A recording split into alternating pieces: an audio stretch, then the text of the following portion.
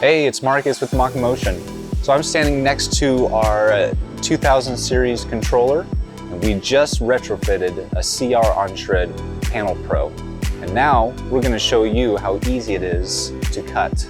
And I've got a G-code file loaded here. So right now we have a Slingshot loaded up. Let's go ahead and get started.